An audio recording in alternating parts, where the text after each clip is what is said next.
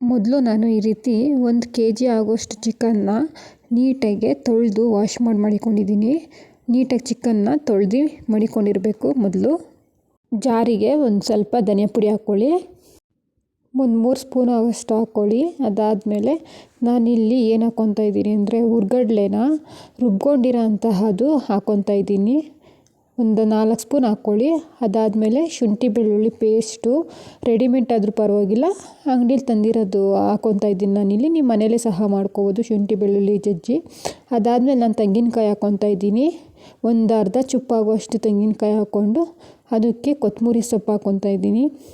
ಇದು ಬೇರೆ ಥರ ತುಂಬ ಚೆನ್ನಾಗೇ ಆಗುತ್ತೆ ಚಿಕನ್ನು. ಒಂದು 5ರಿಂದ 6 ಮೆಣಸಿನ್ಕಾಯಿ ಹಾಕ್ಕೊಳ್ಳಿ. ಖಾರವಾಗಿರಬೇಕು ಅಂದರೆ ಇನ್ನೂ ಒಂದು 5ರಿಂದ 6 ಮೆಣಸಿನ್ಕಾಯಿ ಹಾಕ್ಕೊಳ್ಳಿ. ನಾನಿಲ್ಲಿ 5 ಮೆಣಸಿನ್ಕಾಯಿ ಹಾಕ್ಕೊಂಡಿದ್ದೀನಿ.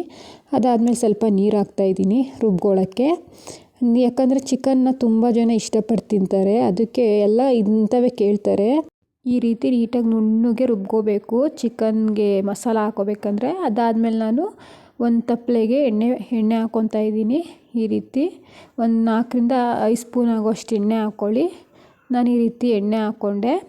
ನೋಡಿ, ಚಿಕನ್ ಎಲ್ಲ ತುಂಬ ಇಷ್ಟಪಟ್ಟು ತಿನ್ನೋ ಅಂಥ ಐಟಮ್ ಅಂದರೆ ನಾನ್ ವೆಜ್ಜಲ್ಲಿ ಚಿಕನ್ನೇ ಆಲ್ಮೋಸ್ಟು. ಮಟನ್ಗಿಂತನೂ ಚಿಕನಲ್ಲಿ ತುಂಬ ವೆರೈಟಿ ಮಾಡ್ಕೊಂಡು ತಿಂತೀವಿ. ಆ್ಯಂಡ್ ಯಾಕಂದರೆ ತುಂಬ ರುಚಿ ಕೊಡುತ್ತೆ ಚಿಕನ್ನು. ಸೊ ಇವಾಗ ನಾನು ಎಣ್ಣೆ ಕಾಯ್ದಿರೋದಕ್ಕೆ ಒಂದು ಸ್ವಲ್ಪ ಮೆಣಸಿನ್ಕಾಯಿನ ಹಾಕ್ಕೊತಾ ಇದ್ದೀನಿ. 1-2 ಮೆಣಸಿನ್ಕಾಯಿನ ಚಿಕ್ಕದಾಗಿ ಕಟ್ ಮಾಡ್ಕೊಂಡು ಈ ರೀತಿ ಹಾಕ್ಕೊಳ್ಬೇಕು. ಇದು ಬೇರೆ ಥರ ಚಿಕನ್ ಫ್ರೈ. ಇದು ತುಂಬ ರೇರಾಗಿ ಈ ರೀತಿ ಮಾಡ್ಕೊಳ್ಳೋದು. ತುಂಬ ಇಷ್ಟಪಟ್ಟು ತಿನ್ಬೋದು ಎಲ್ಲರೂ. ಚಿಕನ್ ಇಷ್ಟ ಇಲ್ಲ ಅನ್ನೋರು ಸಹ ಇದನ್ನು ಮಾಡ್ಕೊಂಡು ತಿನ್ಬೋದು. ಅದಾದಮೇಲೆ ನಾನು ಸಣ್ಣಗೆ ಈರುಳ್ಳಿ ಕಟ್ ಮಾಡ್ಕೊಂಡಿದ್ದೆ. ಆ ಈರುಳ್ಳಿನ ನೀವು ಹಾಕ್ಕೊಳ್ಳಿ. ಇನ್ನು ಒಂದು 2 ಗೆಡ್ಡೆ ಆಗೋಷ್ಟು ಈರುಳ್ಳಿ ನಾನು ಕಟ್ ಮಾಡ್ಕೊಂಡಿದ್ದೆ, ಅದನ್ನು ಸಹ ಹಾಕ್ಕೊತಾ ಇದ್ದೀನಿ ನಾನು. ಈರುಳ್ಳಿ ಹಸಿ ಸ್ಮೆಲ್ ಹೋಗೋವರೆಗೂ ನಾವು ಒಂದು ಸ್ವಲ್ಪ ಕೈ ಆಡ್ತಾ ಇರಬೇಕು ನೀಟಾಗೆ. ಅದ್ರದ್ದೆಲ್ಲ ಹಸಿ ಸ್ಮೆಲ್ ಹೋಗಬೇಕು. ಅದಾದಮೇಲೆ ಒಂದು ಟೊಮೆಟೊ ಸಾಕು. ಒಂದು ಟೊಮೆಟೊ ಹಾಕ್ಕೊಳ್ಳಿ. ಒಂದು ಟೊಮೆಟೊ ಸಣ್ಣದಾಗಿ ಕಟ್ ಮಾಡಿಕೊಂಡು, ಇದು ಯಾಕೆಂದರೆ ಸ್ವಲ್ಪ ನಾನು ಹೇಳ್ದಂಗೆ ಮೊದಲೇ ಡಿಫ್ರೆಂಟಾಗಿ ಫ್ರೈ ಮಾಡ್ತಾ ಇರೋದು ಇದು. ಚಿಕ್ಕ ಮಕ್ಕಳು ಸಹ ಮಾಡ್ಕೋಬೋದು, ಇದು ಬ್ಯಾಚುಲರ್ ಸಹ ಮಾಡ್ಕೋಬೋದು. ಅಂದರೆ ಮನೆಯಲ್ಲಿ ಯಾರಾದರೂ ಇದನ್ನು ಇಷ್ಟಪಟ್ಟೇ ಪಡ್ತಾರೆ, ಅಷ್ಟು ಚೆನ್ನಾಗಿ ಬರುತ್ತೆ. ಚಿಕನಲ್ಲಿ ತುಂಬ ವೆರೈಟಿ ಇದೆ. ನಾನು ಆಗಲೇ ಹೇಳ್ದಂಗೆ ಈ ಚಿಕನ್ ಫ್ರೈಯಲ್ಲಿ ಇನ್ನೂ ಚೆನ್ನಾಗಿ ಇದಾಗುತ್ತೆ.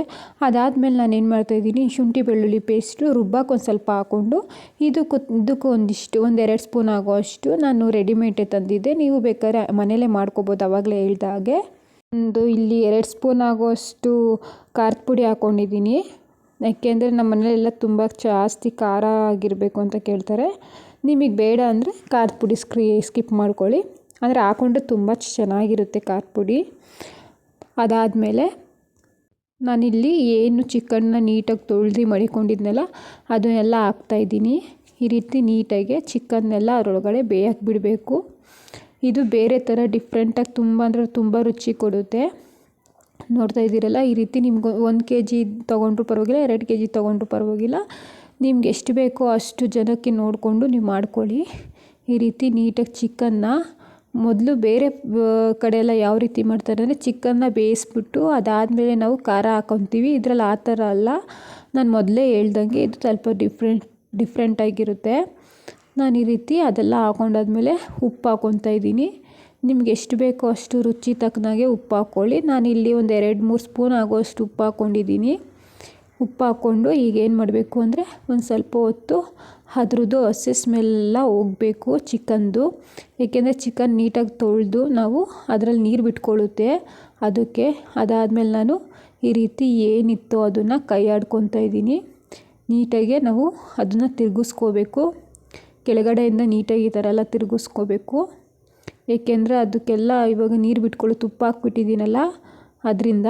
ಅಂದರೆ ತುಂಬ ಟೇಸ್ಟಿಯಾಗಿದೆ. ನಾನು ಮಾಡ್ಕೊಂಡು ತಿಂದೆ. ನಮ್ಮ ಮನೆಯಲ್ಲೆಲ್ಲ ತುಂಬ ಇಷ್ಟನೂ ಪಟ್ಟರು. ನೀವು ಮಾಡ್ಕೊಂಡು ತಿನ್ನಿ, ತುಂಬ ಚೆನ್ನಾಗಿರುತ್ತೆ, ರುಚಿಯಾಗಿರುತ್ತೆ. ಆ್ಯಂಡ್ ಈ ರೀತಿ 2 ಲೆಗ್ ಪೀಸು ಸಹ ನಾವು ಹಾಕಿದ್ವಿ ಇದಕ್ಕೇ. ತುಂಬ ರುಚಿ ಕೊಡ್ತು. ನಾವು 2 ಲೆಗ್ ಪೀಸು ಸಹ ಇದಕ್ಕೆ ಹಾಕಿ ಸೆಪ್ರೇಟಾಗಿ ಏನು ಮಾಡ್ಕೊಳ್ಳಲಿಲ್ಲ, ಅದನ್ನು ಫ್ರೈ ಮಾಡ್ಕೊಳ್ಳೋಣ ಅಂದ್ಕೊಂಡು. ಬಟ್ ಇದು ತುಂಬ ರುಚಿ ಕೊಡುತ್ತೆ. ಇದರಲ್ಲೇ ಹಾಕ್ಕೊಂಡು ಮಾಡ್ಕೊಳ್ಳೋಣ ಅಂತ ಮಾಡಿಕೊಂಡು ನಾವು. ಈ ರೀತಿ ಆಯಿತು, ರೆಡಿ ಆಯಿತು. ನಾನು ಕ್ಲೋಸ್ ಮಾಡಿ ಬಿಟ್ಟಿದ್ದೀನಿ. ಒಂದು 10 ನಿಮಿಷ ಕ್ಲೋಸ್ ಮಾಡಿಬಿಟ್ಟಿದೆ. ಅದಾದಮೇಲೆ ತೆಗ್ದೆ, ಸ್ವಲ್ಪ ಬೆಂದಿತ್ತು. ತಿರ್ಗಾ ನಾವು ತಿರುಗಿಸ್ಬೇಕಲ್ವ, ಅದಕ್ಕೋಸ್ಕರ. ಅದಾದಮೇಲೆ ನಾನು ಏನು ಮಸಾಲೆ ಪುಡಿ ರುಬ್ಕೊಂಡಿದ್ನೋ ಅದನ್ನೆಲ್ಲ ಮಸಾಲೆ ಇದಕ್ಕೆ ಹಾಕ್ಕೊತಾ ಇದ್ದೀನಿ. ಈ ರೀತಿ ಎಲ್ಲ ಹಾಕ್ಕೊಂಡು ಆ ಜಾರಲ್ಲಿರೋವಂತಹದಕ್ಕೆ ಸ್ವಲ್ಪ ನೀರು ಬಿಟ್ಕೊಂಡು ನೀವು ಆ ನೀರನ್ನು ಇದಕ್ಕೆ ಹಾಕ್ಕೊಳ್ಳಿ. ಈ ರೀತಿ ಹಾಕ್ಕೊಂಡಾದ್ಮೇಲೆ ನಾನು ಒಂಚೂರು ಧನಿಯಾ ಪುಡಿ ಹಾಕ್ಕೊಂಡಿದ್ದೀನಿ. ಇದಕ್ಕೆ ಮೇಲೆ ಒಂದು 2 ಸ್ಪೂನ್ ಆಗೋಷ್ಟು ಧನಿಯಾ ಪುಡಿ ಹಾಕ್ಕೊಂಡಿದ್ದೀನಿ. ಹಾಕ್ಕೊಂಡು ಆ ನೀರೇನಿತ್ತೋ ಆ ನೀರನ್ನು ಸಹ ಹಾಕ್ಕೊಂಡಿದ್ದೀನಿ. ಈ ರೀತಿ ನೀಟಾಗೆ ಒಂದು ಸತಿ ಕಲಾಯಿಸ್ಬೇಕು ಎಲ್ಲ ನೀಟಾಗಿ. ಯಾಕೆಂದರೆ ಅದೆಲ್ಲ ಮಾಂಸಕ್ಕೆ ಹೋಗಿ ಎಲ್ಲ ಇದಾಗಬೇಕು, ಅಡ್ಜಸ್ಟ್ ಆಗಬೇಕು. ಸೊ ನೀಟಾಗಿ ಬೇಯಿಸ್ಕೋಬೇಕಲ್ಲ, ನೀಟಾಗಿ ಮಾಂಸ ಬೇಯಬೇಕು. ಅದರಿಂದ ನಾನು ಈ ರೀತಿ ಮಾಡ್ಕೋತಾ ಇದ್ದೀನಿ. ಈ ರೀತಿ ಎಲ್ಲ ನೀಟಾಗಿ ಆಡಿಸಿ. ಆ್ಯಂಡ್ ಗೈಸ್, ಯಾರೆಲ್ಲ ನನ್ನ ಚಾನಲ್ ನೋಡ್ತಾ ಇದ್ದೀರೋ ಅವರೆಲ್ಲ ಈ ಕೂಡಲೇ ಸಬ್ಸ್ಕ್ರೈಬ್ ಮಾಡ್ಕೊಳ್ಳಿ ಅಂತ ಹೇಳ್ತಾ, ಆ್ಯಂಡ್ ನಾನು ತುಂಬ ಅಂದರೆ ತುಂಬ ಧನ್ಯವಾದಗಳು. ನನಗೀಗಾಗಲೇ ಯಾರ್ಯಾರೆಲ್ಲ ನನ್ನ ಚಾನಲ್ಗೆ ಸಬ್ಸ್ಕ್ರೈಬ್ ಮಾಡ್ಕೊಂಡು ಸಪೋರ್ಟ್ ಮಾಡ್ತಾಯಿದ್ದೀರೋ ಅವರಿಗೆಲ್ಲರಿಗೂ ನನ್ನ ಕಡೆಯಿಂದ ಥ್ಯಾಂಕ್ ಯು ಸೋ ಮಚ್. ಈಗ ನೋಡ್ತಾ ಇದ್ದೀರಲ್ಲ ಎಷ್ಟು ಚೆಂದಾಗೆ ಬೇಯ್ಕೊಂಡಿದೆ ಅಂತ. ಆ್ಯಂಡ್ ಈ ರೀತಿ ನೀಟಾಗೆ ಅದು ಕಲರ್ ಆಗಿ ಆರೋಗ್ಯಕರವಾಗೂ ಇರುತ್ತೆ. ನಾವು ಈ ರೀತಿ ಮಾಡ್ಕೊಂಡು ಮನೇಲೇ ತಿನ್ನೋದ್ರಿಂದ. ನನ್ನ ಬೆಕ್ಕು ನೋಡಿ ಆಗಲೇ ಕಾಯ್ತಾ ಇದ್ದಾಳೆ ಒಂದು ಸ್ವಲ್ಪ ಬೇಯಲಿ ಅಂತ ಕ್ಲೋಸ್ ಮಾಡಿದ್ದೀನಿ, ಒಂದು 10 ನಿಮಿಷ ಬೇಯಲಿ ಅಂತ. ಅವಳಂತೂ ವೆಯ್ಟ್ ಮಾಡ್ತಾವಳೆ. ಸಿರಿ ಬರೀ ಇಲ್ಲಿ ವೆಯ್ಟ್ ಮಾಡ್ತಾವಳೆ ಯಾವಾಗ ಆಗ್ತಾಳೋ ಅಕ್ಕ ಅಂತ. ಅದಾದಮೇಲೆ ಇನ್ನೊಂದು ಸರಿ ಈ ರೀತಿ ನೀಟಾಗೆ ಒಂದು ಅರ್ಧ ಗಂಟೆ ಬೇಯಿಸ್ಬೇಕು ನೀವು. ನಾನು ಮುಚ್ಚಿದ್ದೀನಿ. ಆ್ಯಂಡ್ ಆಲ್ರೆಡಿ ನಾನು ಮಾಡ್ಕೊಂಡಿರೋದು ರೆಡಿ ಆಗಿದೆ ಚಿಕನ್ ಫ್ರೈ. ಆ್ಯಂಡ್ ನಾನು ಇವಾಗ ನಾನು ಸರ್ವ್ ಮಾಡ್ತಾಯಿದ್ದೀನಿ ನೋಡಿ, ಒಂದು ಮುದ್ದೆ ಹಾಕ್ಕೊಂಡು. ಆ್ಯಂಡ್ ಚಿಕನ್ ಲೆಗ್ ಪೀಸ್ ಹಾಕ್ಕೊಂಡಿದ್ದೀನಿ. ನಾನು ಜಾಸ್ತಿ ಪೀಸ್ ತಿನ್ನಲ್ಲ, ಅದರಿಂದ ಈ ರೀತಿ ಆಗಿದೆ. ತುಂಬ ಅಂದರೆ ತುಂಬ ಸಖತ್ತಾಗಿತ್ತು ಮಾಡ್ಕೊಂಡು ತಿಂದಿದ್ದಕ್ಕೆ. ನೋಡ್ತಾ ಇದ್ದೀರಲ್ಲ ಚಿಕನ್ ಎಷ್ಟು ಚೆನ್ನಾಗಿ ಬೇಯ್ದಿದೆ. ತುಂಬ ಅಂದರೆ ತುಂಬ ಚೆನ್ನಾಗಿ ಬೆಂದಿತ್ತು. ಆ್ಯಂಡ್ ತುಂಬ ಟೇಸ್ಟಿಯಾಗಿ ಸಹ ಇತ್ತು. ಈ ರೀತಿ ನೀವು ಸುಮ್ಮನೆ ಸಿಂಪಲಾಗಿ ಮನೇಲೇ ಮಾಡ್ಕೋಬೋದು ಚಿಕನ್ ಫ್ರೈನ. ತುಂಬ ಚೆನ್ನಾಗಿ ಬಂದಿತ್ತು.